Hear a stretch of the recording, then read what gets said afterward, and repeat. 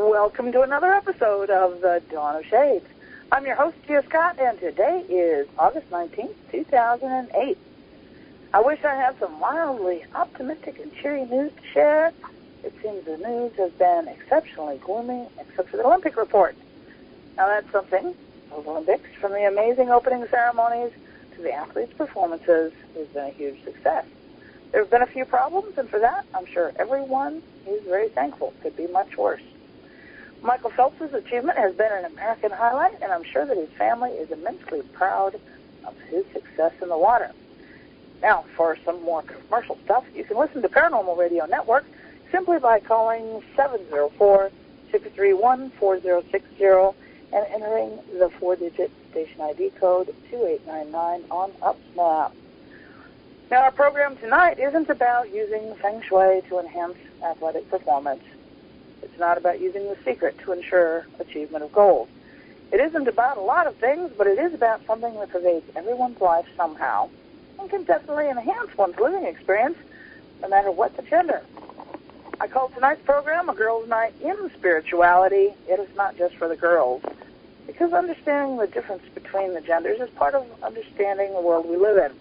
For too long, we've sought gender equality and tried to ignore gender differences. I'm not saying that equality isn't important. It's very important in many areas, such as work, voting, legal rights, so on and so forth. Gender differences also do exist, and for the vast majority of people, these differences are very important, yet somehow ignored, pushed to the back burner. For thousands of years, men and women had clearly defined roles within primitive cultures. Many of them also had gender equality, using the concept of equal but different. And the differences were celebrated in regular rituals, sometimes focusing on those biological differences. Do our spirits have a gender identification? Do they always incarnate as a specific gender? Are the different genders part of the spiritual educational process? Do women perceive spiritual life in a different way than men do? Do we need to explore spirituality in a gender-specific way to achieve greater enlightenment? Is that why there are convents and monasteries? Does our sexual awareness inhibit our spiritual development? I would like to promise all the answers would be delivered in a nice cellophane wrap package in the next 2 hours. However, that would be exceedingly ridiculous to think that they even could.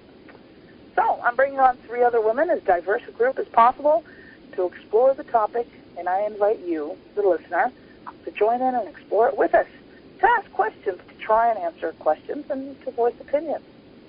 The other 3 women have only one commonality besides gender with me. They all host their own radio programs somewhere. I'll let them tell you let each one of them tell you all about that. Tonight, I would like everyone to welcome Julia Cole, November Hanson, and Washali to the program. I do have a brief bio for each one of them posted on the website, so just type it in.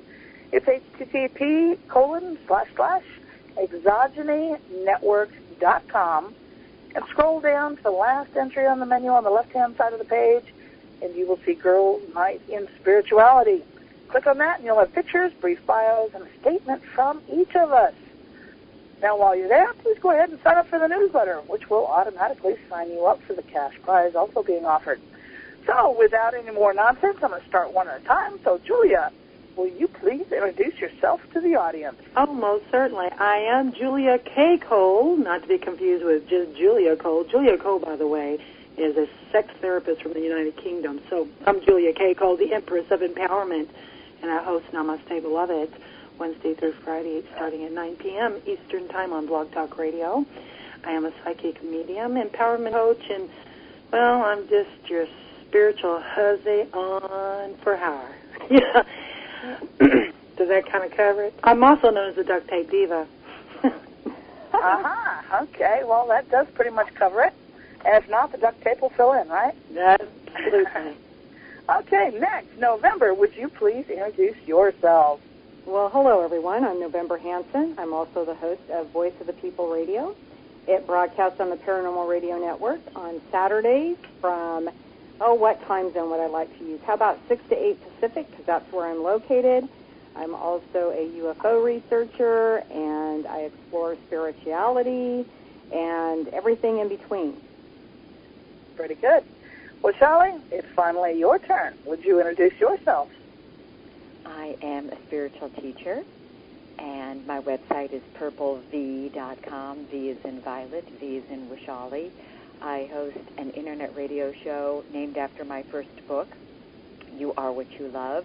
It's on Contact Talk Radio on Fridays from 1 to 2 Pacific, 4 to 5 Eastern, and then on Saturdays from 5 to 6 Pacific, 8 to 9 Eastern. And my third book, Wisdom Rising, should be out in about a month. Ooh, we've been waiting on that one to come out for a while. Because I'm waiting for my copy, Wishali, so don't forget me. So, ladies, where would we like to start? At the beginning is always nice. Oh, you said a beginning to spirituality. That's a good question for it. Where does spirituality begin? Well, it begins with life, since spirit means life, that you can't be alive and be separate from spirit. So it doesn't matter whether it's life, because there's this whole big argument about where does life begin. Does it begin at the moment of insemination? Does it begin the moment that the body comes out the birth canal? But forget that kind of myopic view. Any time that there is an existence of your consciousness in life, where it's alive, where it's living, whether it's having a human experience or not having a human experience, the moment that there was any type of measurable life in any dimension, that's when spirituality begins, because spirit is inseparable from life. There you have it, blew my wad. That's the whole thing, huh? How about November? You have anything to add to that? Oh, you know what? I would have to definitely agree with Wishali. And what would I add to it? You know, I think a lot of times people ignore spirituality, and sometimes it takes something in life to get them on board and begin the exploration of. But I do believe it is always with us. Well, yeah, I have to admit, I spent many, many years trying to separate spirituality from the, you might say, cognitive world that we live in. And, you know, I only wanted to explore tangible things. I didn't regard spirituality as relevant to that experience. And I have come a complete circle, and I'm now saying it's not only part of it, you can't have one without the other. Definitely. So, any comments from you guys? Or you girls, rather? Julia, did you want to throw in a Empress-flavored definition there of spirit? Well, I totally agree with the three of you. And, I mean, it is what it is. There's no separation. That's the whole point. Everybody's always working at separation.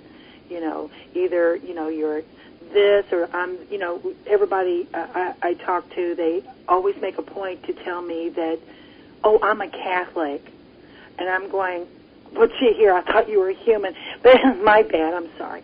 Everybody tries to separate, you know, from one another by saying, you know, I'm this and I'm someone's wife, or I'm someone's husband, or I'm someone's, you know, whatever. Stop separating yourself, because there is no separation.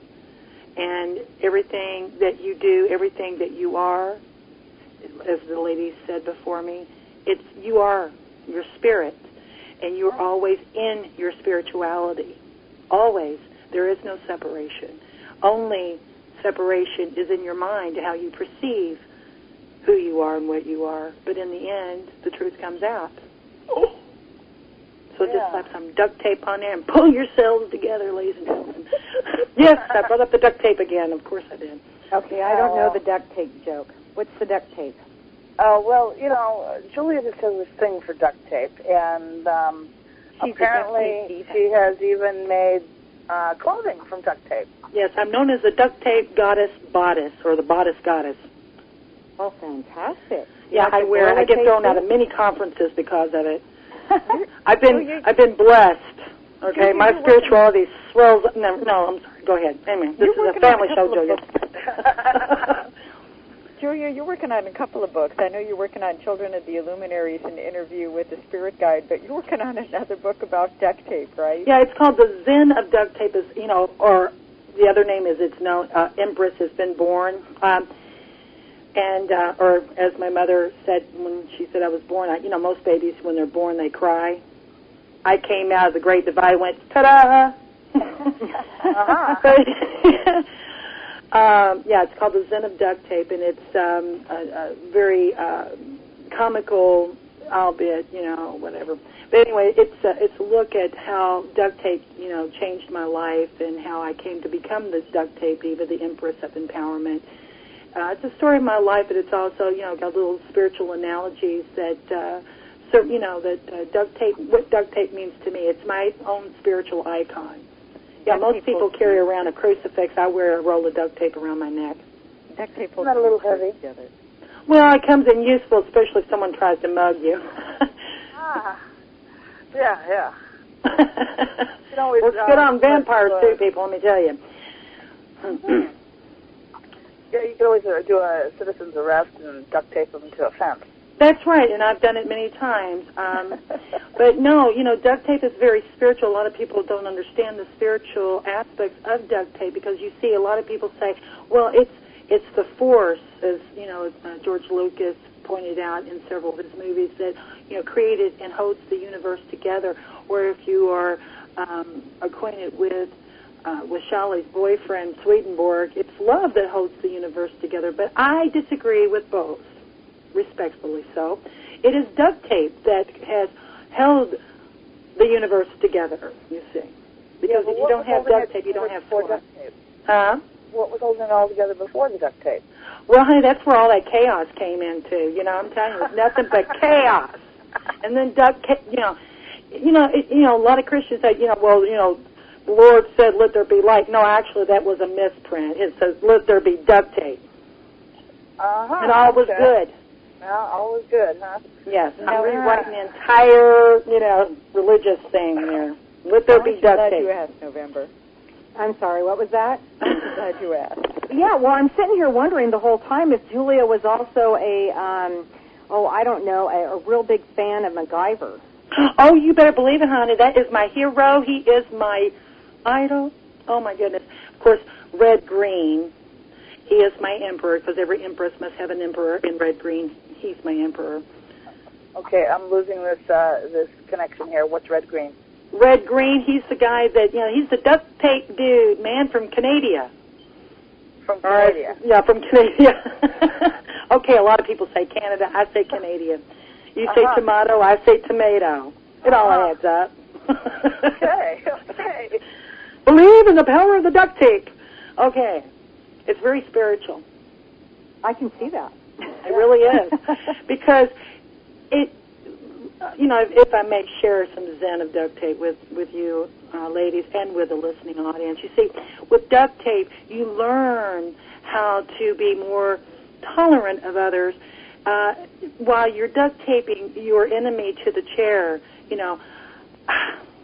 they can't argue with you anymore. They can't do you harm anymore. And then you can talk to them. You can reason with them. Because very few people fail to see reason when they're duct taped to a chair. You see where I'm going with this? World peace could be accomplished by duct tape, people. You duct tape your enemies, people who disagree with you. They're going to have time to listen to you. Okay, they're going to listen to reason, especially if you do what I do and duct tape them to a cactus. Yeah. More arguments have been won because, the Empress has duct taped people to cactuses. I believe in doing, things like that because I believe in talking things out. But it's hard to talk things out when another person is yelling and screaming at you. So if you put some duct tape across their mouth, they can't do much screaming and yelling now, can they? No, they can't. This is true. And so there'll be more talking in the world. There'll be more tolerance in the world. Well, there might be more talking, but even though they're not talking, are you sure they're listening while they're... Does it matter? They're duct taped and they're out of the way, so there goes peace, okay? You won't have that problem anymore because they won't be causing any more problems anymore. And if you duct tape all these little people who like to cause problems all together in one big wad, Yes. That solves crime. Okay? Just duct tape them all in one big wad and let them talk it out. They'll have plenty of time while they're sitting sweating it out in the desert. World peace begins with duct tape. I'm so glad I asked. Okay, go ahead, November. Yeah. Aren't you glad you asked? I am. So now I'm sitting here, gosh, should I wonder what Waishali's icon is? Oh, I'm not a babe with a roll with a hole like Julia with the duct tape.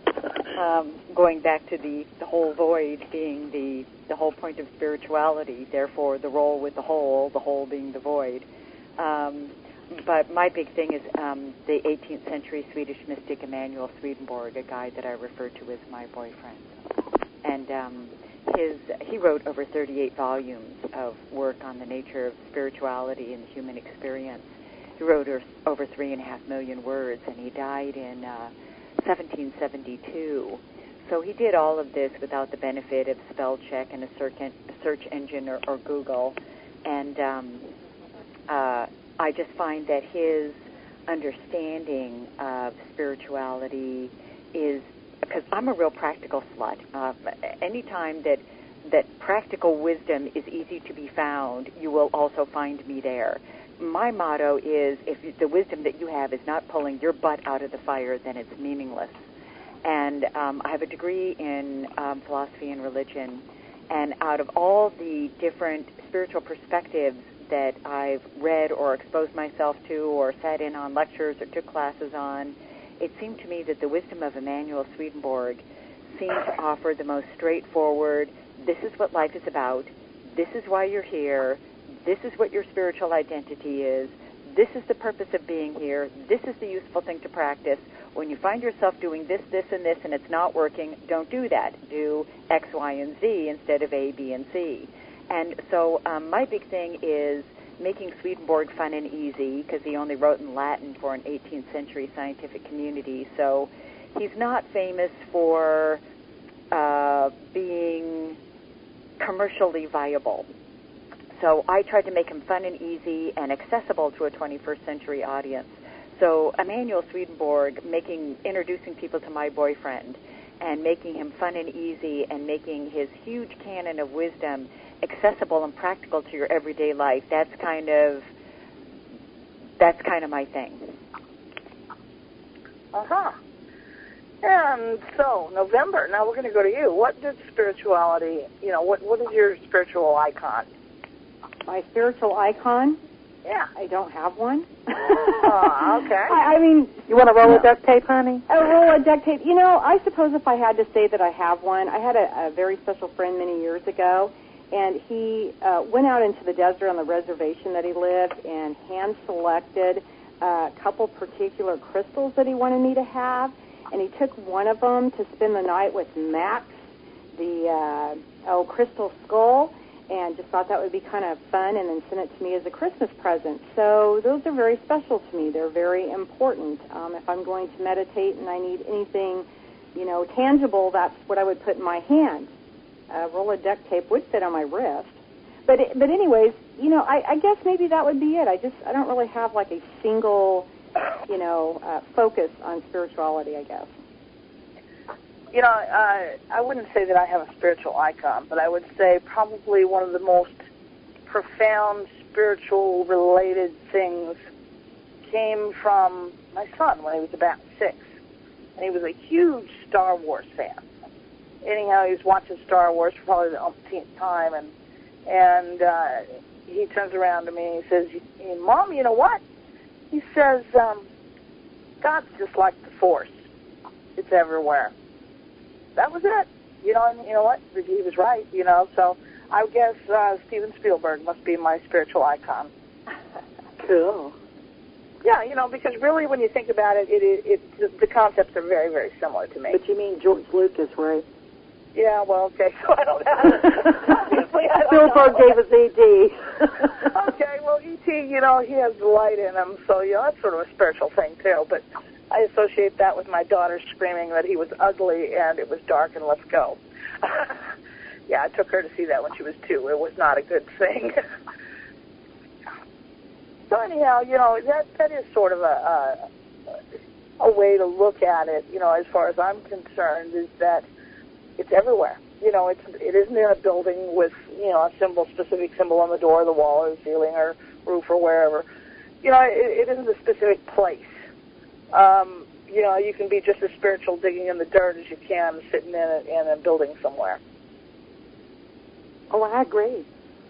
It's like I said earlier, no matter what you're doing, you're being spiritual because you are a spiritual, you're a spirit having a human experience.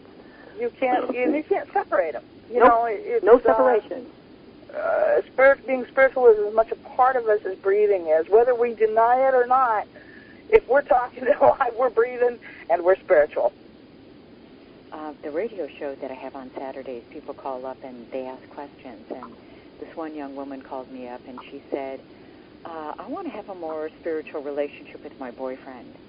And I also want to, bring spirituality into our intimacy. So how do I have a more spiritual relationship with my boyfriend? And, when we go to have an intimate relationship, I don't want to say, okay, this is the time where, God, you're outside the door until we get done, screwing like mad rabbits and having sweaty jungle sex from the chandeliers. And then, when we're done with that, then I open up the door and then you come back in. Obviously, she didn't phrase it like that, but you get the gist of the communication. Uh-huh. And I said, sweetie, this is the bottom line. Spirit means life. And as long as the relationship that you have with your boyfriend is life-affirming, you have a spiritual relationship. And as long as your intimacy is life-affirming and life-provoking and life-sustaining, you have a spiritual relationship. The only reason it might be spiritually diseased or spiritually lacking in balance would be is if your relationship is life-diminishing or life-abusive. But other than that, as long as you're life-affirming and you're bringing a quality of life to your relationship, whether it's sexual, whether it's intimate, whether it's just listening to your partner talk about something that happened in their day, that's a spiritual event. But the interesting thing for me when she asked this question is what it really solidified for me is how, as a culture, as a community of people, we are just so out there in left field that, A, a question like that would have to be asked because we don't associate spirituality with a life-affirming, life-sustaining action or communication or quality of relationship. Well, I think a lot of people, too, when they hear the term spirituality, it kind of has this, vision stuck in the past. And for a lot of people, the term spirituality is almost always associated with a religion. And I don't think that's necessarily the case. No, I don't even think it's the case. I would say it's totally different. Yeah, it's interesting. I think more and more people will tell you I have a spiritual expression, but I don't consider myself religious.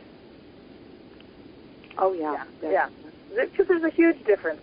Religion is about doctrine and dogma and set rituals. Spirituality is about spirit. Yeah. That's different. There is no, it's the thing about just being. We keep saying being spiritual. It's a state of being. Think about that. What the verbiage that we use.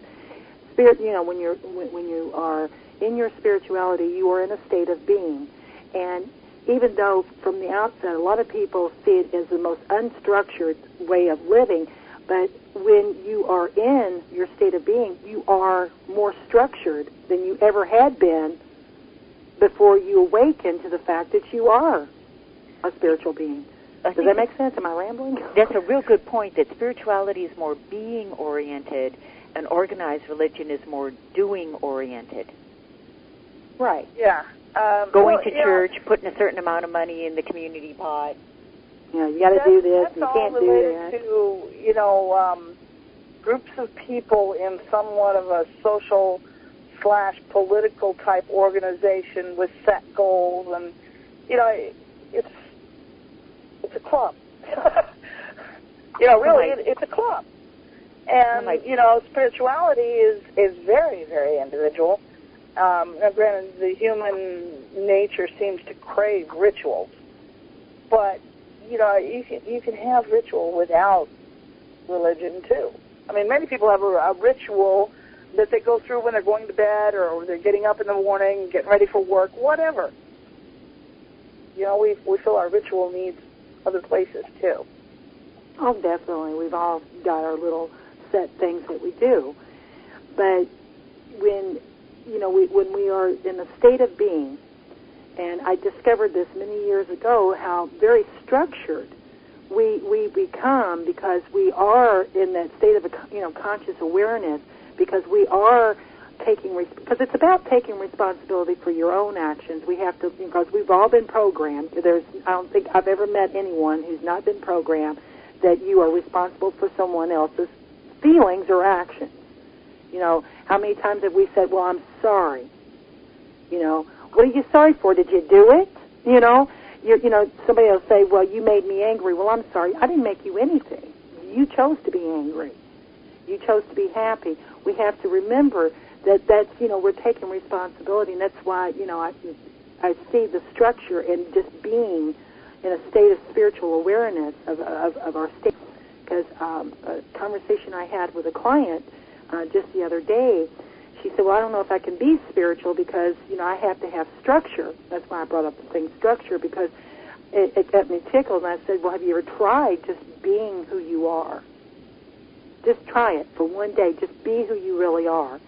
And then she said the most profound thing that I hear a lot of people say, but it was very profound when she said it, because this was the most together woman. I perceived her as being very together, but she said, Julia, how can I spend the day being who I am when I don't even know who I am? Well, it's so easy to have happen. You get into this business of being a role. I'm Gia that works during the job during the day. I'm Gia so-and-so's friend. I'm Gia, the married mother. I'm Gia Red Dog's owner. And you get into these role slots. And I found out, when my son died and then I got divorced, and here I am, and I said, for the first time since I've been an adult, I'm not responsible for anybody else, for their physical well-being. I don't have to fix meals for anybody. I don't have to earn a living for anybody else. I don't have to provide anything for anybody else. I didn't even know how to want something for myself. And when you sit there and you realize, I don't even know how to do that. Yeah, I remember having a conversation with a girlfriend, and, it came up that I got up for work 2 hours early. She says, why do you get up so early? I said, so I have time to myself. She looked at me, and I've been living by myself well over a year at this time. And she says, you live by yourself. And we started laughing then, but it was because if I didn't laugh, I'd probably cry, because I didn't even realize I didn't have to keep doing that anymore. I had time to myself whatever time of the day I wanted it, because, I was not responsible for anybody else anymore. And it's so easy to get in that little groove of, everybody's demands shaping who you appear to be. Oh, absolutely. And I work with a lot of people, because a lot of people ask me, well, what exactly is an empowerment coach? I am your personal cheerleader. I'm the lady that puts you to work to find out who you are. And then I help you rediscover the person that you came to be, who you really are. And it just amazes me how many people, they are so resistant and taking a good, deep look at themselves. I worked with a lady for 3 years. She never was alone, ever. She's 47 years old and never spent, as far as she could remember, never spent a moment alone. She was always someone's sister, someone's daughter, someone's mother, someone's wife. And then one day, there was nobody, and she was terrified. She said, I don't think I can spend my life alone. I said, but that's the whole point. You're not alone. But you have to, she said, I don't know who I am. So it took her 3 years, bless her heart, but she finally, when she popped out of that cake, it was amazing, because now she was scared to death to go to a movie by herself. This was a woman who wouldn't go, to a movie or even to McDonald's, somewhere as simple as going to a fast food restaurant by herself, because she didn't want to be alone. she didn't know who she was. Yeah, I took a lot of time. Actually, I have Red Dog, who is my devoted companion. I have her because I took up going camping by myself. And I lived in Arizona at the time. I'd go to very remote canyons. I had family and friends who knew about where I was going and about where I'd be and when I should be home. But my family and friends were also very concerned about me. They're like, what if you break a leg or a bear gets you, or what if? And for me, by being utterly and totally alone in the middle of nowhere, and surrounded by nature, because there wasn't anybody around. For miles, there wasn't anybody around. I could actually look at who I was. I didn't have a TV. I didn't have a computer. I didn't have a telephone. I didn't have anything to distract me from the here and the now. And that's what I chose as a way to find out, who am I? And I actually got Red because her original purpose was to be a bear dog. And, now the standing joke is I would probably die saving the dog from a bear. I thought you were going to say you took her because she knows who you are. I know, I was waiting for that, too. Actually, though, I used to be plagued with nightmares. And she has cured me of that because apparently I start stirring or something during the night when it's starting. And she would take her big, cold, wet nose and jab it in my neck. I mean, if anybody has a big dog, they know how that jab can be. And that actually will wake you up. Well, it put a stop to the nightmare thing.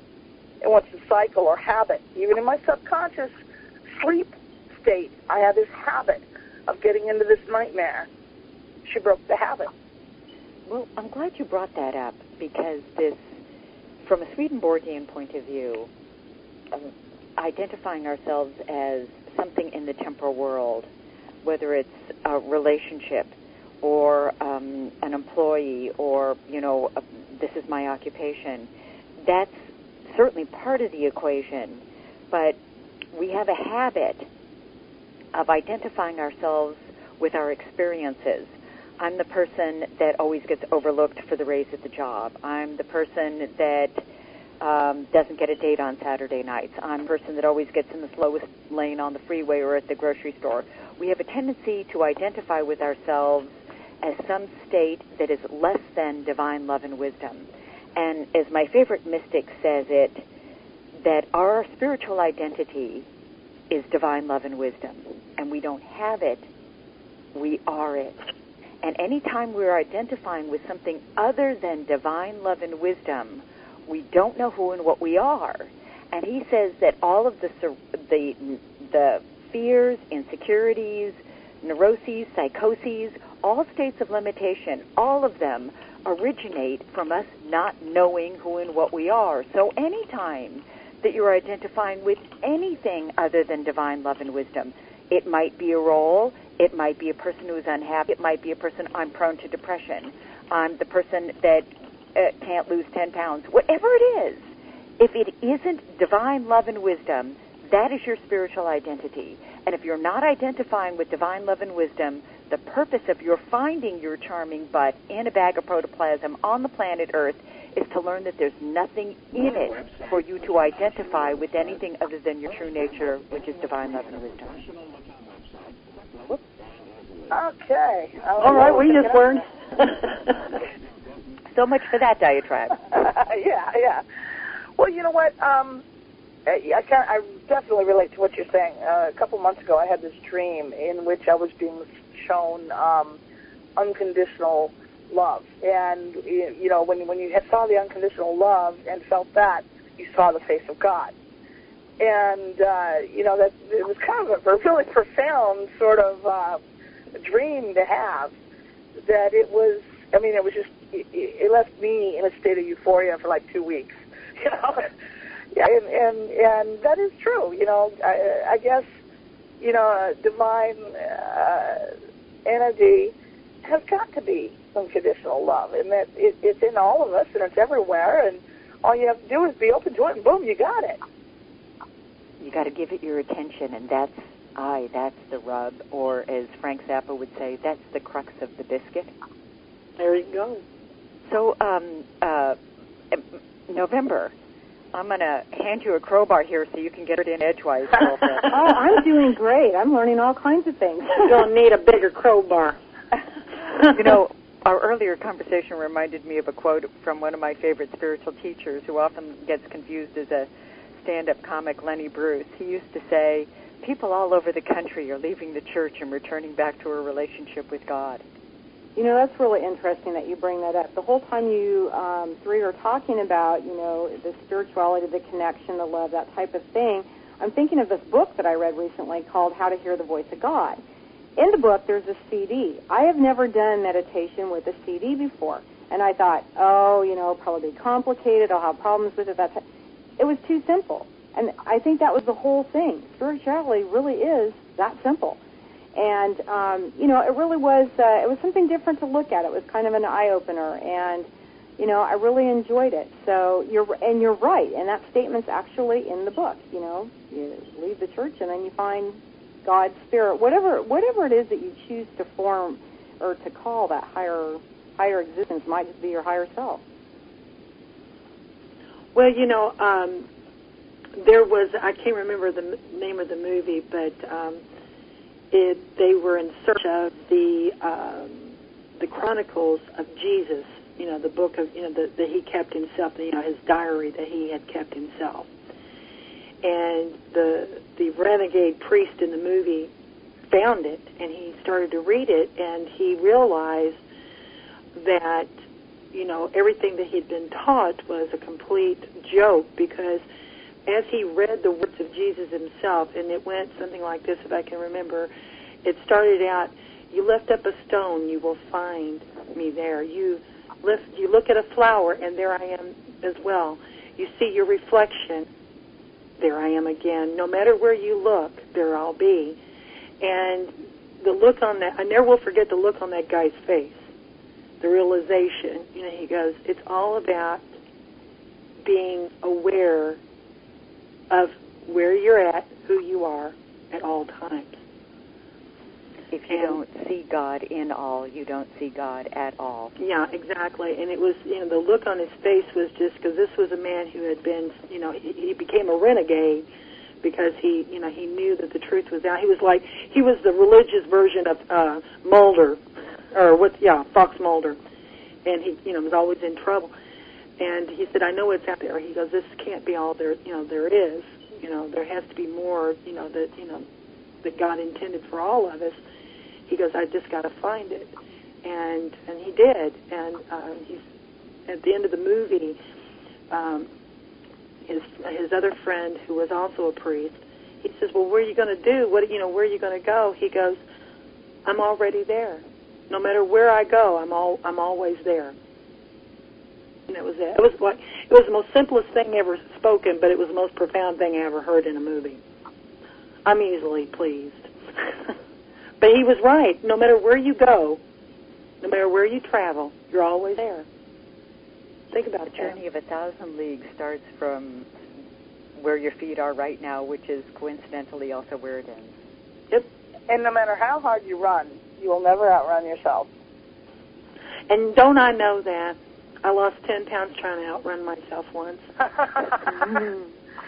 Well, you know, so often we think that we can get away from our troubles, run away from them. And no matter how hard we try, we never can, because our troubles are ourselves. And that's the one thing you take with you when you go, you know, take off on one of these runs. You still got yourself with you. You're still going to have a problem. Absolutely. That's why I'm a big advocate of people sitting down and writing out at the very least, 5 things that you love about yourself. And it's not about anyone else.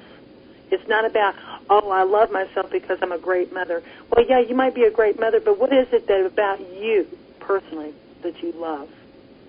What is it about you that you love? I guess sometimes you need to take and look at yourself, okay?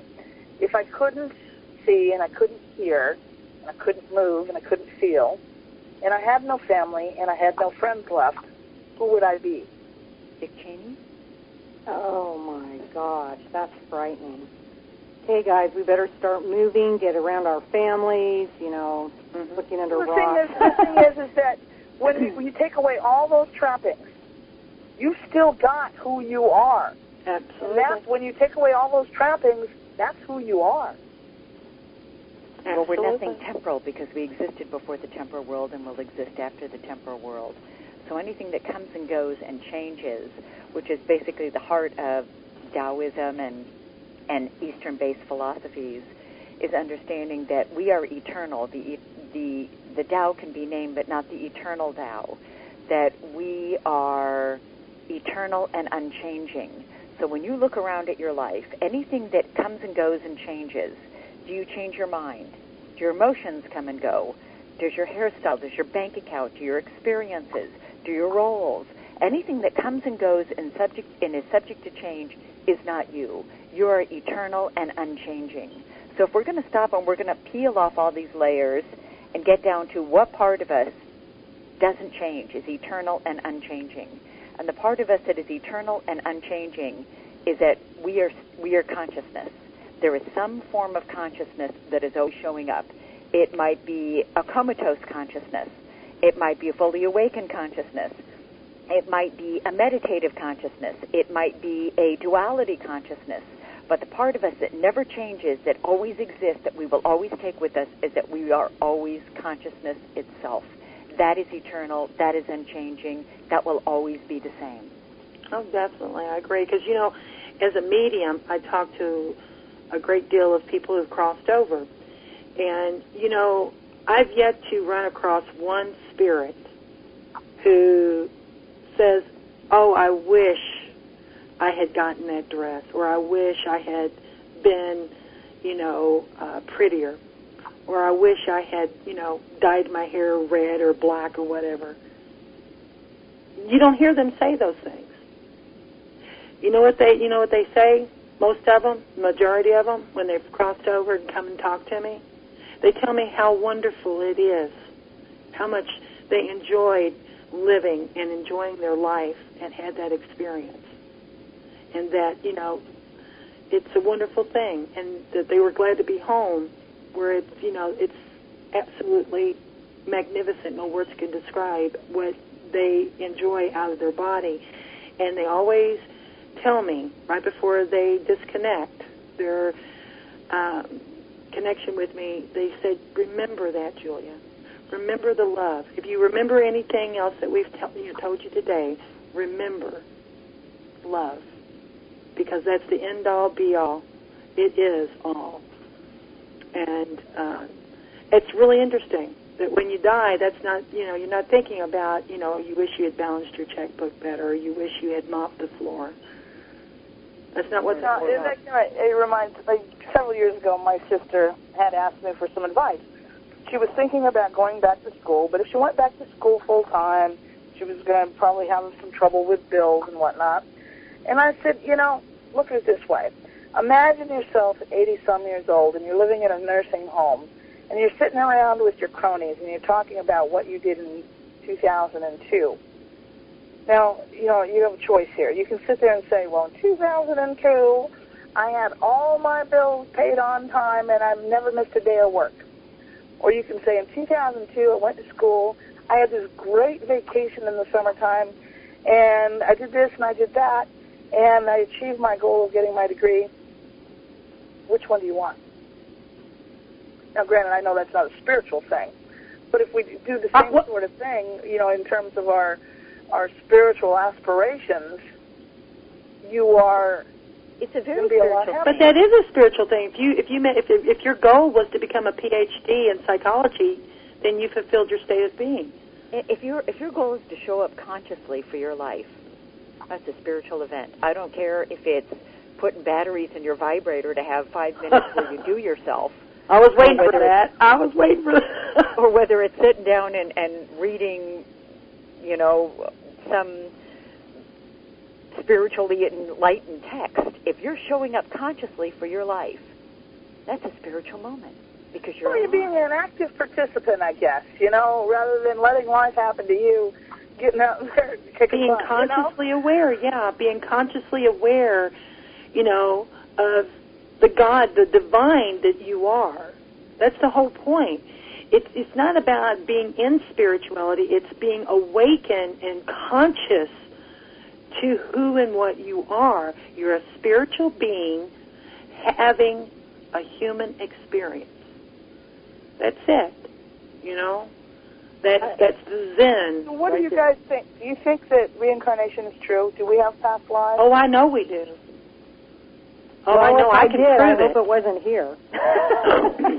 I can prove it, because let me tell you something. Why do you say that? I had this one particular entity follow me from lifetime to lifetime to lifetime. And by the way, check with me later, because I'm seriously, considering putting his, what do you call it, spirit rear end on eBay, and Auctioning him off, huh? Auction him off, because the thing of it is that the memories that we leave clues for ourselves every day to what we were in another lifetime, okay? What other life that we had. Think about the phobias that people have that they can't understand. It doesn't make any kind of logical sense. There was a woman I remember reading about. She was terrified. I mean, she couldn't even look at a picture of a lion without breaking into a cold sweat and start shaking, violently. And this woman had never in her entire life been around a lion, a real lion. So when they put her under hypnosis, well, they found out that in a past life she had been mauled by a lion. Okay? And as soon as her consciousness was made aware that that was long, in another time period, it's not in the present anymore, her phobia of lions disappeared, because it was a glitch, you see, in her memory cells. We carry memory cells, like, let's take, for instance, something very, very real, the phantom limb syndrome, okay? It's all about energy, you see. And the person gets their leg cut off, but they can still feel the leg. They can still feel the pain in the leg, but the limb is no longer there. It's a cell memory. It's very real. It's scientifically proven that people experience this. Now, what's to say that you can't experience a cell memory from a lifetime ago where you got mauled by a lion? Something triggered it. A picture of a lion, something as simple as a picture triggered that memory, you see. We have those memories stored away in the back of our minds because we are eternal. Empirical evidence. I mean, if you're an empirical evidence kind of person, there's just so much empirical evidence that past lives are an actual part of the human experience. You need to really be going out of your way to bury your head in the sand to not get it at this point. It's interesting, when I was reading Dr. Brian Weiss's book, Many Masters, Many Lives, which is, for anybody that is still in doubt about this, that's a great place to start. One of the things that he brought up is, there has to be a phenomena that has to exist on the planet repeatedly before we come up with a name for it, before we come up with a term for it. We don't just arbitrarily come up with words and names and labels for things that only come up once or twice. And there is actually a word for children who are born being able to fluently speak a language that has been dead for 3,000 to 5,000 years. It happens so frequently, there's a word for it. Now, where do these kids get this? Where do they fluently speak a language that's been dead for 3,000 or 5,000 years? They didn't get it from their parents. They didn't get it watching Baby Einstein. They didn't get it from Bert and Ernie. But it happens frequently enough that there is a name for it. Well, what's the name? Xena something. I can't remember the name. But my point is that when Brian Weiss started doing these hypnotic regressions, he was an empirically based scientist that did not have any iota of room, flexibility in his consciousness for the embracing of even the remotest possibility of reincarnation. And what he found is mountains and mountains and mountains and rooms and rooms and rooms and volumes and volumes and volumes of evidence that people know places, people, languages, events that existed long before they were born, that there's no way that they could have access to it. Right. Well, I think I wasn't saying that I... Go ahead. Well, maybe that explains why when I start talking in my sleep, sometimes I don't speak in English, but I also don't speak in a language anybody in my family understands. And the same thing with my daughter. She would start babbling in her sleep. It sounded like she was saying something. Could be, definite words that you recognize, repeatedly over, the years of her growing up. But it wasn't any, it wasn't a language I recognized. No, and that's interesting. I wasn't, implying that I don't believe in reincarnation. I personally do, because I've seen enough evidence myself to satisfy my empirical, whatever it is I have to have. What convinced me many years ago was actually watching a television program, a documentary, about a man and a clock from a second-hand store. To make a long story short, the man was actually in a World War II concentration camp, had died there, and it was his clock. And, many years later, this guy goes to buy this clock from, and is just drawn to it. And he finds evidence that the clock was actually his clock. And I thought that was interesting. My thing is that, I'd hate to be limited to the planet. I'd like adventure. I like to explore. Earth is great. I love the people here and everything. But, hey, there's got to be other things out there to look at.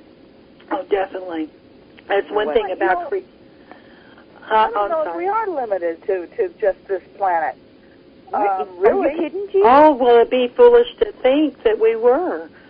I mean, come on. The creators are an equal opportunity employer. They allow us to do. We're part of the divine. We are the divine. So, Did you say that we are limited to just this? Oh no, I couldn't see why we would be. No. We're divine love and wisdom. That would be silly. That we're just limited to this planet. That'd be as silly as saying the only intelligent entities in the entire universe is us. Come from this rock. Yeah. This rock isn't that special, folks. Yeah. I don't know about you guys, but I've spent a lot of time on the purple planet. I like the orange one. Well, great. Oh, you Buddhist monk, you. I am the empress of the known and unknown universe, self-proclaimed, so every planet is, I'm from there. Yeah, well, ladies, it is time for us to take a break. So, folks, while you're waiting, please go to ExogonyNetwork.com. You can find all sorts of information there about the program and our guests. Sign up for the newsletter and even go shopping. As for listening to this and the other programs available from the UFO Paranormal Radio Network, you can do that via UpSnap. To listen to Paranormal Radio Network on your cell phone, simply call 704-631-4060 and enter the 4-digit station ID code 2899. Also, stay tuned to the Paranormal Radio Network, and the Dawn of Shades will be right back.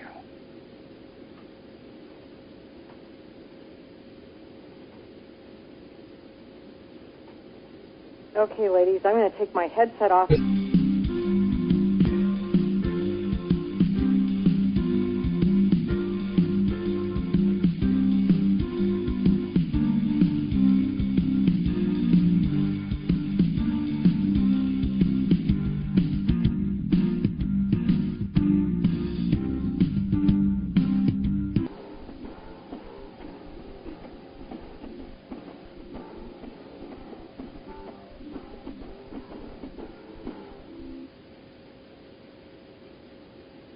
Welcome back to the Dawn of Shades.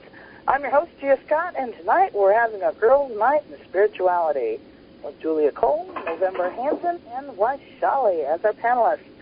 I want to remind everyone that you can also listen to us via UpSnap on your cell phone. Just call 704-631-4060 and enter the 4-digit station code, which is 2899. Here on the Dawn of Shades, we welcome questions, comments, answers, and compliments from our listeners. So call in on the toll-free number 1-877-786-0562 or raise your hand in the virtual auditorium. Everyone appearing on the panel also has a website, and they are all listed on Exogeny Network's website. So click your way into it and find the Girls' Night and Spirituality page for our photos and bios and links. So, ladies, where were we before the break? Well, that's a good question. We were talking about where we were, who we were, what we were before this life. Yeah, we were going there. So, how about you, ladies? Have you ever had an experience where you consciously remembered part of your past lives? Oh, yeah. It's really interesting. Julia and I do a lot of paranormal adventures. Mm-hmm. And there happens to be a Holocaust museum in the town that I live. And they had a recent acquisition of a railway train car, a box car, that was actually used in World War II to transport people to the death camps. And I knew that I had had a past life in World War II, and I knew that I died in one of these death camps somewhere around 12 or 13. It was nothing that I had talked to Julia about. It was something that I was aware of, along with a number of other past lives kind of in the hopper. And my acupuncture is happening as the Holocaust Museum. So I was coming out of an acupuncture session, and I saw this boxcar with the doors open, like this big yawning, gaping invitation to go in there and deal with whatever was unresolved from that life. So I decided to step on the railway car because I figured whatever unresolved issues I had from that life would get provoked in a clear and distinguishable manner by stepping on the railway car. Uh-huh. So I stepped on the railway car, and within seconds I realized that I wasn't there by myself. There was a whole paranormal on parade activity going on. So I called Julia up, and Julia doesn't even answer the phone with hello. She answers the phone with, "Where the hell are you?" And I told her where I was. She said, "You most certainly are not by yourself." And I said, "I know, girlfriend, that's why I'm calling you." So we began slowly moving them over, and one of the things that have come up in my adventures with Julia with moving earthbound spirits over is that sometimes there are earthbound spirits either that don't want to go or don't want others to cross over.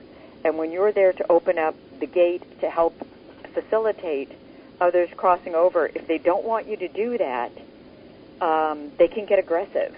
And I've had them hit me, and I've had them hit me, give me earaches or give me bruises. And at this point, I'm hypersensitive about them touching me. I don't want them touching me because I don't want to get slapped or hit or knocked or punched. Uh-huh. And I kept feeling a lot of energy around my ankles. And I said to Julia, are some of them like grabbing at my feet? Because there's a huge energy sensation on my ankles, around my feet going on. And again, remember, I haven't told Julia that I knew that I died at Dachau in the concentration camps. I didn't tell her any of this. And I just said, are the ghosts grabbing at my feet? Because there's a lot of energetic feedback going on around my feet. And she started laughing, and she said, "No, darling, that's from your past life when you were on the train, and those are the chains, those are the shackles." Wow. Yeah, don't try to hide anything from Julia. That's my bottom line. The girl sees everything. Well, recently I started having experiences, and I'd be doing something, and all of a sudden, these memories would make themselves known to me. And at first, you're kind of like, "What is this coming from? And why?" And over time, I've come to the conclusion these are past lives memories coming out, and I have to admit, I kind of envy these people that are important, in their past lives. I was always somebody sort of miserable, Don't sugarcoat it, honey. Give it to us straight. Oh, yeah, well, usually, okay, what is the most profound experience in a past life? It has to be your death, especially if it was one due to violence. And apparently, I had a tendency to reach violent ends. A lot of us over do. And over. A lot of us do. That's not uncommon, sweetheart. A lot of us do. Well, and do you know why that is, though? Well, the past is very violent. No, there's a reason why, though, that certain ones of us choose violent ends over and over again, is to help us in each lifetime to overcome the fear of dying. You know, if you go to sleep and die, well, there's no big scary thing about, that. There's nothing to fear. But if you go out with a bang, literally and metaphorically speaking, of course. Well, I'm just certain at some point I was the victim of a witch hunt. Now, well, there's a lot of us were. Yeah. I just have this horrible phobia about witch hunts. And it's not, You're going to have to take a number and stand in line on that one, honey. You're going to have to get in line behind Julia. Yeah, but, the thing is that, I have this phobia about witch hunts. This isn't, something that occurs. I mean, theoretically it could occur again. But, not in terms of hunting for witches, they give it a different name, psychics maybe, or something like that. If we're going to hunt for the thing, the word that, rhymes with witch, then we're all in trouble. I'm in trouble anyway. Yeah. The queen bee. That's the thing. Because we do leave these clues for ourselves. This all begs the antithesis of, what is the antithesis of spirituality? The antithesis of spirituality is fear. And if you're here to grow spiritually, you're going to have to deal with fear. You're going to have to choose to grow beyond it. You're going to have to deal with what holds it together. You're going to have to understand how it is that you create a personal relationship with it. And violent deaths are just another way that we grow spiritually, because it puts us up against the one thing that is going to force us to grow, and that's fear. Oh, yeah. I agree with the fear of being gross. But, I think maybe anger is also not a real, because, some of these memories I have of the death experiences, I was furious, screaming defiance and as you get your head whacked off and sort of thing, I was that angry about the whole situation. This goes back to any time you're identifying with something that comes and goes and changes in the temporal world, you're going to have an unresolved emotional state. It's going to put you in a state of limitation. The truth of the matter is, you're not your head, you're not your bank account, you're not your experiences. You existed before that life, you'll exist after that life. They cannot kill you. You're immortal, you're eternal. You either identify with being a force of love that is immortal and cannot be killed, or you identify with that teeny tiny limited life and that bag of protoplasm, and you get your bowels in an uproar about it, and you identify with it, and you don't let it go, and you hold on to that hurt forever. Or if you say, I'm bigger than this, it's just another life I had, I've had 1,000,000, I've had 1,000,000 more, it's a learning experience, I don't identify with it, I allow it to bring to me the realization that I am immortal, eternal, and let it work for me, and they work for me, they empower me. This situation does nothing but empower me as a force of divine love. It works for me, I'm senior. Oh, yeah. The whole, the word learning, we all use that word learning, but does anyone really know what that means? Well, the word learning actually means it's a process of remembering that which you already know. That's what the word learning actually means. It's the process of remembering that which you already know. Now, how can you remember something if you hadn't already experienced it? If you remember being, shot or being buried alive, you're being asked to look at that, to face the fear, and like what Shelley said, to remember you are a source of divine love. Okay, I got over that. I'm back. Hello. I have, this is the first life. You ask if we remembered any past lives. Gia, this is the first life I've had on planet Earth, physical life, that I've lived past 30, okay? The very first life ever, of all the thousands upon thousands of physical Earth lives I've had, this is the first one. And when I was approaching 30, I remember how terrified I was because I said, is this it? Because I was convinced I was going to die. Yet again, I wasn't going to make it. I was, on my 30th birthday, I was going to wake up dead. Okay? And, well, I didn't. I woke up the next morning. I was still alive. A year later, I'm going, okay, what just happened here? I had to reboot. I had to rethink. Now I said, okay, I'm flying by the seat of my pants because I've never lived past 30 before. What do I do? And I spent the next, 10 years getting over the fact that I had been crucified, not once, not twice, but 3 times. I had been hung. I have been burned at the stake. I have been buried alive. I've been thrown to the crocodiles. I have been trampled by horses. I have been beaten to death, shot many times, which I got news for you guys. That really hurts. Let me tell you something. That stings like you wouldn't believe. And really smarts people.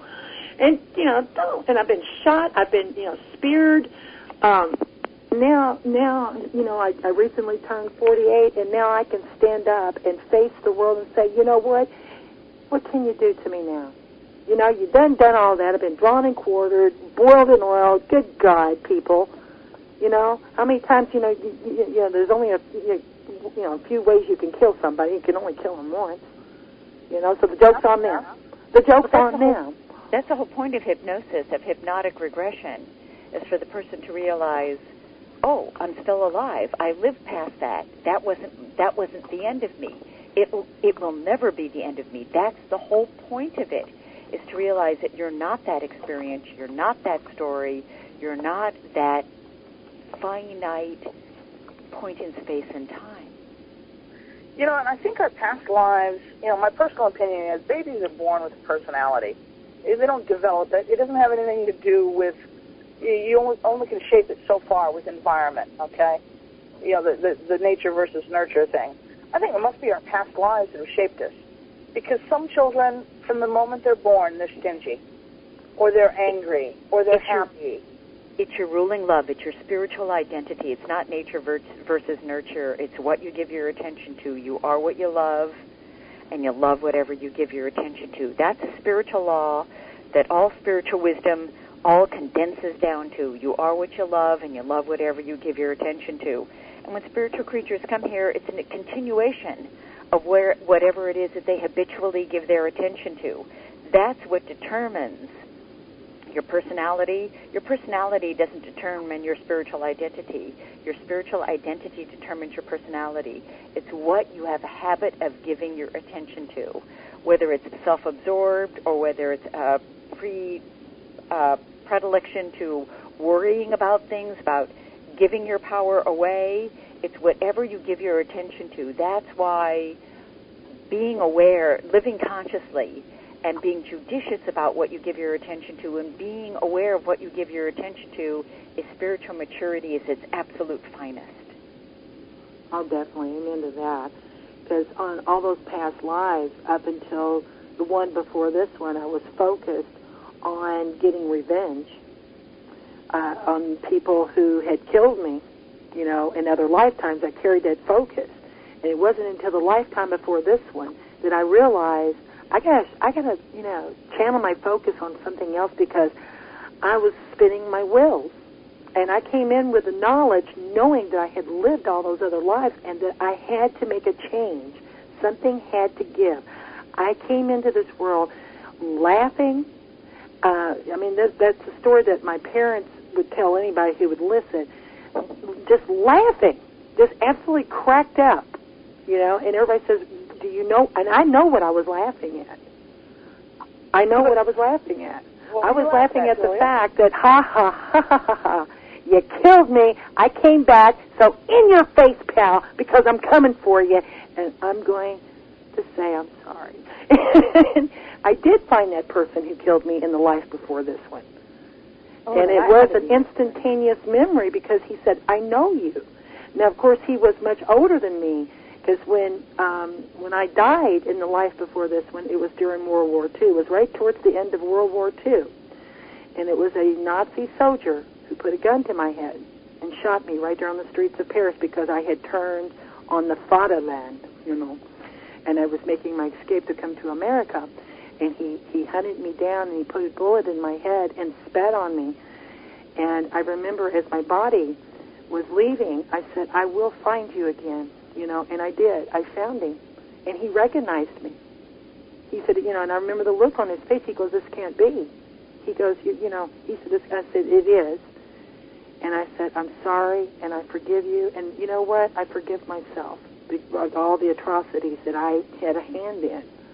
I had to learn how to forgive myself because I was, a very, very wicked person. I helped with a lot of deaths throughout all those lifetimes, but I realized in that last lifetime that something had to give. I couldn't continue doing this, because I was getting nowhere fast. I was doing a lot of damage to myself and to a lot of innocent people who in turn forgave me, and that was a big step towards me becoming more aware of who I was, that I had a purpose, many purposes, but one of it was to get through my fears and to forgive myself, because I am here to play a part, and I am eternal, because once I get out of this body, the show's over. It's it, on planet Earth. Until next time. So, how about you, November? You haven't had much to say during this. I don't have any memories of past life.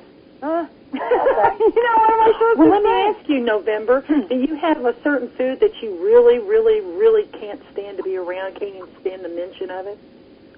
Liver. Okay. Now, that is a clue that you left yourself. Do you have a phobia? Do you, like towards insects or like a spider or a snake or a certain animal that just strikes terror in your heart, even if you think about it? I do have some phobias, but I always equate them to today. Like, I'm terrified of dogs, but I was attacked violently by a dog when I was 3. Well, see, that's the thing. That was a trigger mechanism, okay? One attack does not a phobia make, you see. And if you go back psychologically, if you can remember what happened to you at 3 years old, you can take your memory a little further back. You don't have to have a hypnosis to do this. You could do it yourself. You could list all the things that are your favorite things and all the things that you really can't stand and you would rather live without. And then when you're watching a show, like something on a period piece, like, okay, let's pluck one out. Let's talk about the Titanic. What was your emotions during watching the Titanic, the movie Titanic? Were you feeling what they were feeling? Or were you just like indifferent to the whole aspect of the Titanic? What was your feelings about people being on that boat? Or let's take a movie about the Civil War. What was your feelings during watching, these innocent people being dragged and forced into slavery and being beaten and brutally, just brutalized? What was your feelings? Were you angry? Did you get upset? See, your emotions are the key element to your past life. If you watch a certain period piece, like on the time of King Arthur, do you get excited or do you get angry? What is your feelings about it when you're watching these pieces? Or when you look at a picture from King Henry VIII, how are you feeling? What emotions that come out in you? These are key elements in helping you remember your life. You see, because it comes in fragmented. Sometimes we'll get, like Gia was talking about, she got, flashes. We get those past life flashes, a window open and slammed shut. But the memories are stored there because we are spiritual beings. We carry those memories with us. Sometimes we lock them down, but we always give ourselves a clue as to what lifetime was significant to us while we were here. Sometimes I think partly it may be your affinities, too. I have a knack with dogs. There you go. Yeah, exactly. I have a knack with horses. Well, but you do know that you did walk. Save my life. You know that you do know that in several lifetimes you were served in the court of the royals, and you were their keeper of the hounds and also the groomer at one time, because you were in that capacity. You had this affinity even then. You could speak to them, and they spoke to you, and that's why you were the favorite of the royals, because you had a way with these animals. You were a very young child, but yet these animals, obeyed you, and that's why they hired you on and kept you as long as they did. Well, actually there was a crew working here one time, and they saw me, moving the dogs around. And, they were firmly convinced I used some sort of black magic to manipulate the animals, to tell them where to go and make them do what I wanted them to. Now, every once in a while I run across a dog I just can't click with. There's, the lights are on, but nobody's home. There's nothing there for me to connect with. I have no idea why. That's maybe 1 out of 500 dogs. Well, there you have it. Yeah, it's very seldom. Exactly. You bring that with you because it's what you study. It also has a lot to do with when you are in your natural state of being in a spirit as well, what you study and what you are drawn to, what you like. We have, spirits have likes and dislikes, just because they don't have a physical body. They're just like us, except, the obvious. But also, too, there was a reason why that you're in the area. See, you have to, your geographical location, what part of the world are you drawn to where you would, like to be, or where you are right now is also a clue to one of your past lives. Oh, man, I hate humidity, and I hate heat, and I hate mucky water. So where do I live? Well, see, the thing, and where do you live? So you chose to be in that geographical location to get over that dislike, to learn to enjoy the I don't think I'm ever going to learn to enjoy this. Well, you got to. It's miserable. It's like, okay, with Washali, I know that I know now that Washali was, there. She was actually there during the same time I was there during World War II. I was much older then, and she was a child, and she was, one of the innocents that we sent off to, be killed. And, we played a part in every, I was nobody famous, but I worked with a lot of famous criminals from that time. I was no one that anybody would even remember, even know. But during all my lifetimes, I was able to connect with major historical figures. And it was really interesting because my grandmother always taught me to remember these things. Because I asked her why. She said, so you will remember not to make that same mistake again. Yeah. And that's the whole point. We keep coming back to remember the process of learning. The learning is the process of remembering who we are, remembering the things that we already know. We know that we're divine love, and that's why when Washali come back, she said, well, I'm going to make everybody remember. I'm going to help them remember that they are divine love, that they are not just, someone that can be loved or someone who can show love. They are that very thing. They are that, and that's why Washali come in with that tag. She says, I'm going to do it, and they're going to remember, and they're going to know it, and they're going to live it, and they're going to be it. Ain't that right, Washali? That's my story, girlfriend, and I'm sticking to it. And, this keeps, I'm glad we're fleshing this out, because this keeps coming back to the point and the purpose of spirituality is to grow beyond limitation.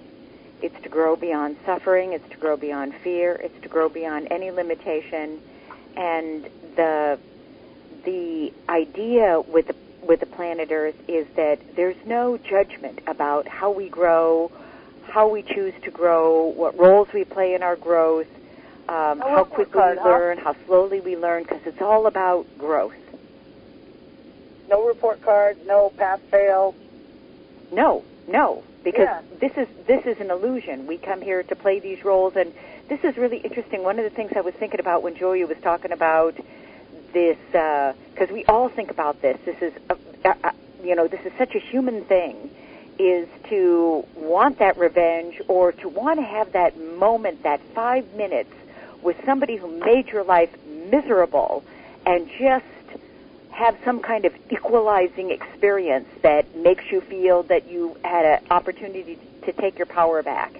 And the truth of the matter is that all the people that killed us, all the people that hung us, that did the witch burning, whatever, they were working for us, because there's only one power on this planet, and that's divine love and wisdom. And everything works for divine love and wisdom.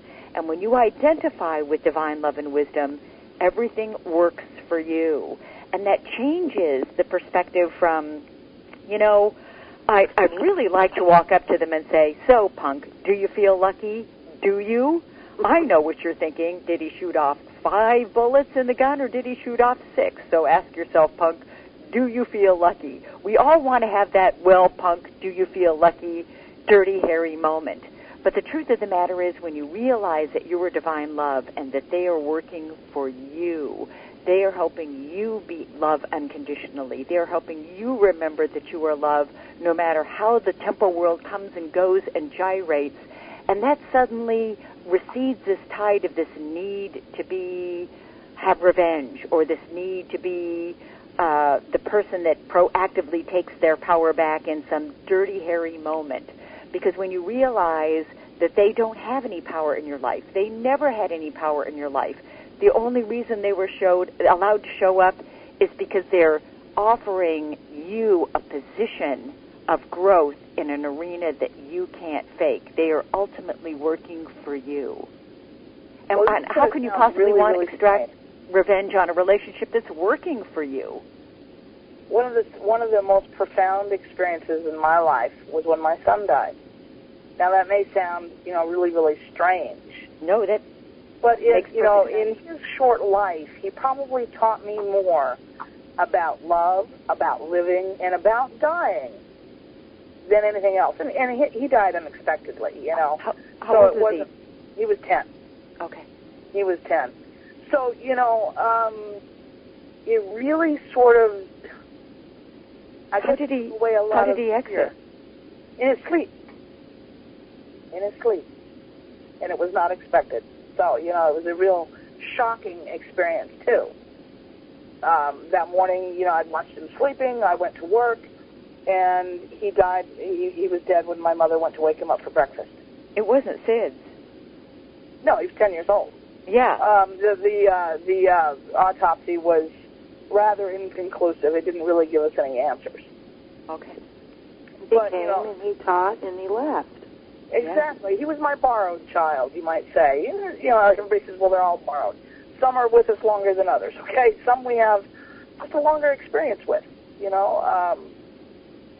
But, he did. He taught me about love, because I had a real hard time with love, I guess, you might say, unconditional love.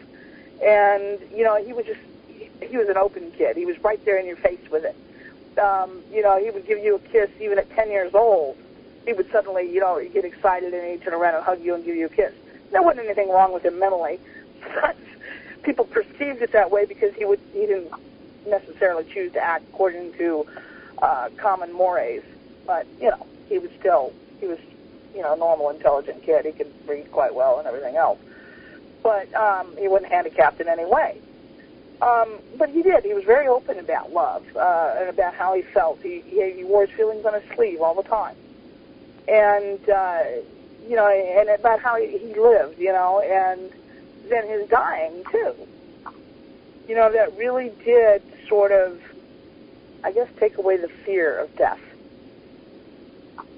That it was like, okay, not to say that I didn't grieve, and I don't still grieve, but it's different. Yeah. Julia, do you see her son around her all the time? Oh yeah, he's growing. Even when they cross over, they do continue to go through the process of growing, because he came in and Gia got the message. I mean, she got the lesson: unconditional love, to be open. And, damn the torpedoes, let's do it. Let's love one another. Let's show it, man, because you get one shot at a time. Yeah, you can come back. But why, come back when you can do it now? Why wait till tomorrow? Why put off? And that's the message I keep hearing. Every time I think of Gia, I think about that saying, don't put off tomorrow what you can do today. And that's what I always get every time, I think of Gia. I think about that message always comes in loud and clear. Do it. Do it. If you love someone, if you feel that way, just do it. Open your arms up and give that kiss, give that hug, because now is all you have. It doesn't matter. Now is all you have. And he taught that lesson. He is still teaching that lesson. And there's a lot of love that pours through, right there, because, I'm standing right behind you, and I can feel the love just pouring through, okay? And in the smiling, he had a beautiful smile, kind of crooked, really just wonderful smile. And in the love, that's what I'm feeling from, this individual, this soul, this magnificent soul, this grand master teacher. Because, master teachers come and they come in and they wham you, and then boom, they're out of your life. Well, at least in the physical, And they don't need to hang around. No, they don't. They don't need to hang around, because they came, they did, they came, they taught, and they said, okay, I'm done. I'm gone. I've got, other things to do now, but I'm always around you. That's the message that they teach us, and this is what, because I always feel that off of Gia. There's this bright bluish light behind her, and that's her son standing behind her. Her dog sees her son all the time, doesn't he? But there's this bright, if you can picture this bluish white opening behind Gia, that's her son. It's not an opening, it's an actual soul standing behind her. Okay? And that's him. Because love never dies. No, and he outpours this, and that's to remind you, because he does, and he, he is continuing because to do this and to teach you this. And you've done well, and that's the feeling I'm getting, job well done. And you did, because not a lot of people get it. They have a lot of, what they consider loss in their life, and they never get it. They never get it. Well, I've often had people tell me, oh, you've had such a tough life. And I'm like, no, I haven't. I've had a great life. I've had a really good time. Now, granted, there's some places that weren't real fun, but, most overall, I would say I've had a really great life, and I've still got some things to do. Absolutely. And see, that was the one thing that he wanted to impart on you.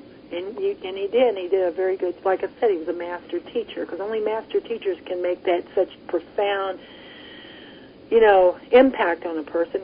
But it takes a student who is equally mastered to accept that lesson and, and use it. And it's all a good thing. That I'm a master student here, but the thing is that it was a lesson that I learned, and I guess the lessons you'll remember the best are the most painful. Yeah, I agree. I agree 100%, definitely. I mean, I think about the last 10 years of my life, I've been through some very trying things. But it took me a long time. But a couple of years ago, I thought, I've been through all that. I've made it through all of that, and I'm a much stronger person for it. Yep, absolutely. It's kind of amazing how it sort of works that way. I don't know about you ladies, but being a strong person was never on my list of things I wanted to accomplish. Well, if we understood what the prerequisite for it was, I don't think any of us would sign up. It wasn't on my list of things to do either, and I've learned that it's okay to cry. It's okay to feel weak. It's like that song, one of my favorite songs by Enigma, Return to Innocence. Don't be afraid to feel strong, and don't be afraid to feel weak. It's okay to get mad at God and yell. Oh, yeah, me and God's gone around a few times, man. I'm going to tell you something. My arms may be too short to box, but it's not that I won't try, and I have. But November, when you say that you've been through a lot in the last 10 years, what are we talking about? Oh, I have a son who has problems, and we've had multiple suicide attempts. I think the last count was 9. And the first time it was incredibly devastating. My world was no longer real anymore. I lived in this totally different place that nobody else existed. And it took a long time to, one, not blame myself, and, to try to understand exactly what was happening here. And then the second time was equally as devastating. The third time was probably the most devastating. And then after that, I got to the point where it's like, well, okay, so you've had another downfall in life. Well, go to the hospital, get yourself fixed up, and come back home, and we'll start again. And in other words, I was able to not take the responsibility for that and let him have the responsibility. And now it's been about 3 years, I think, and he's actually doing very well. How old is he? He's 25. He was treated for mental illness all this time, and they found out it was actually a medical problem. And since he's been being treated as a medical problem, then he seems much better. He has the right medications and the right stuff. I have to ask real quick because I've got someone here, and I keep hearing the name Charlie yelled at me. So does anybody have a Charlie? No, I don't have a Charlie. Okay. No, not me. Okay, because there's someone who keeps yelling, Charlie. Tell him Charlie's here. Okay, well, Charlie, thank you for stopping by. And if you have anything to impart upon us, we appreciate it. But we got an answer in the chat room. Well, I heard Charlie, so I'm not sure. But anyway, he came in and he goes, well, okay, it happens. I'm sorry. But November, did you? I know that my youngest sister was. She had when she was a teenager, she had made many attempts at suicide.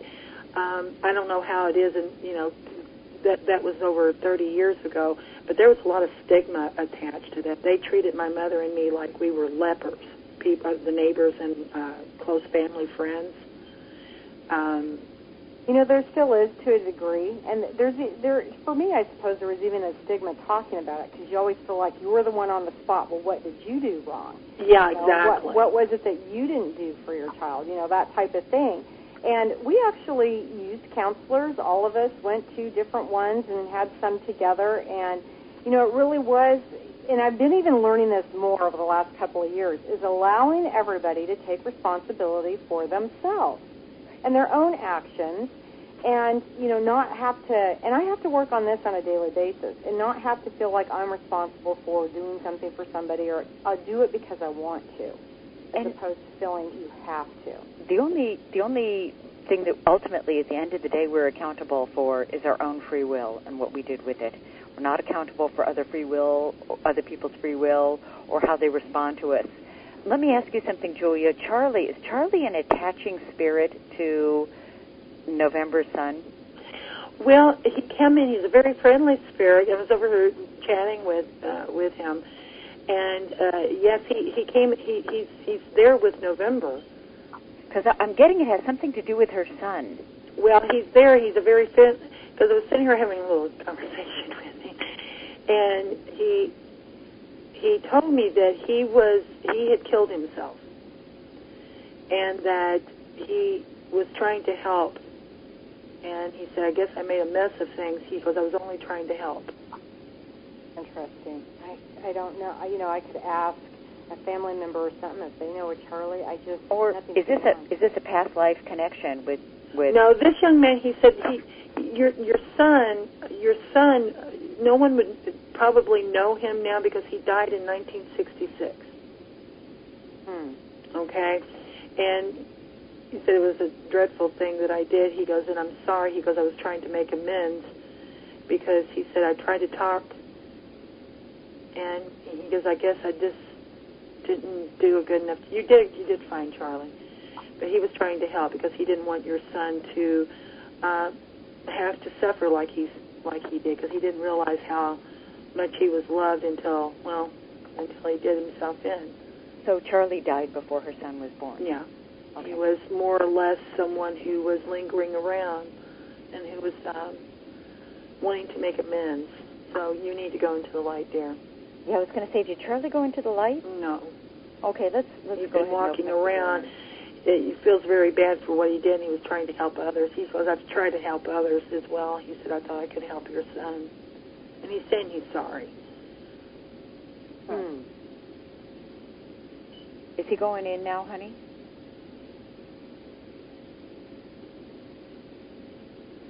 That's how you help him, Charlie. You go in through there. Yeah. Is he going in, honey? Well, he wants to talk. We'll have to talk to him later. Tell him to go in. Go in, Charlie, and we'll talk to you after you have a chance to go in. You can talk to us after you've gone in. It'll make more sense on the other side. Just go in. Is he going in? No. He says, I don't want to go inside. Well, no, maybe he doesn't realize that he's not going to get bashed for what he did here. No, he doesn't. He's sitting there. He goes, I can't do that. Yeah, you can't. Yeah, you can. If you open that light, that's what that is. That's why you were drawn, because you saw the light. Go on. I know you don't. Yeah. Charlie, you go. I interviewed the lady who did, one of the co-writers on Suicide, What Really Happens in the Afterlife. Mm-hmm. And that was very interesting because they used mediums to find out what happened to suicides in the afterlife. And, you know, they aren't subject to judgment, and there isn't any of that. They simply, you know, they missed the lesson here, so, you know, they still have those lessons to learn. That's it, you know? Exactly, and that's what I've been over here trying to tell him. It's okay. The only judgment he has is that the judgment he places on himself.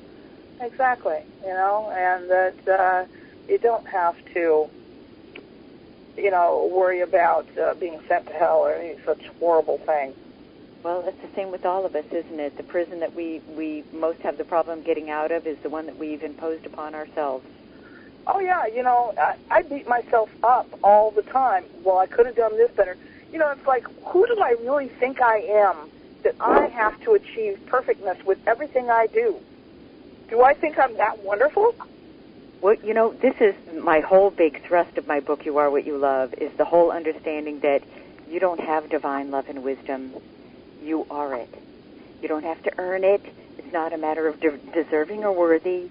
You don't have it. You are it.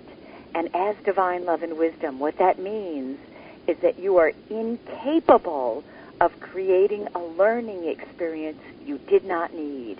That means that everything you're creating is exactly what you need when you need it to reach enlightenment. So if you can't create a learning experience you didn't need, you can't create it before you needed it or after you needed it, then how are you not good enough, and where did you not do it right? If you don't know who and what you are, that you are divine love and wisdom, you're going to give your attention to something that will always take you to a limited place.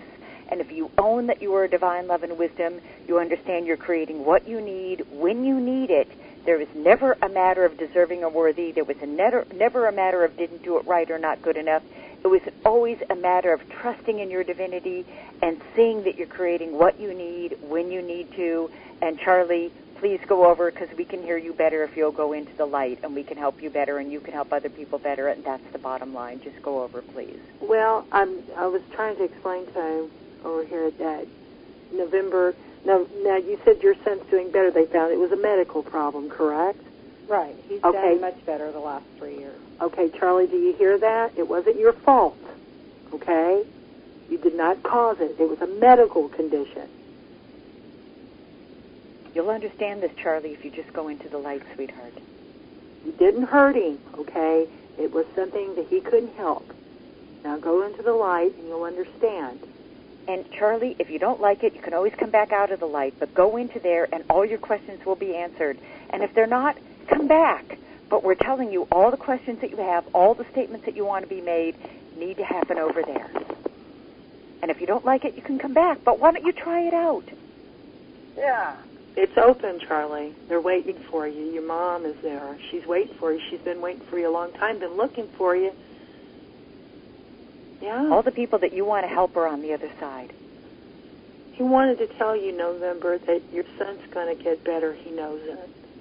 And he's going to have the life that he threw, Charlie threw away, and that he'll be watching from the other side, if it's okay with you. No, that would be fine. So, Charlie, you're free to go.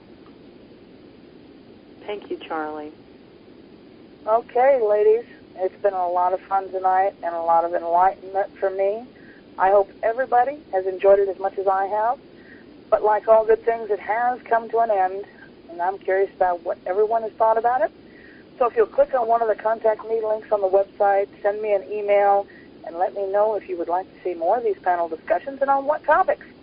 We do have plans for Equal Time, and next week I will have a guest host appearing, and we will be doing the male version of this discussion. So check the site for the information about the panelists that will be appearing. With that, I do hope that tonight has provided you with some illumination on your personal journey towards truth. I'm your host, Gia Scott, and good night.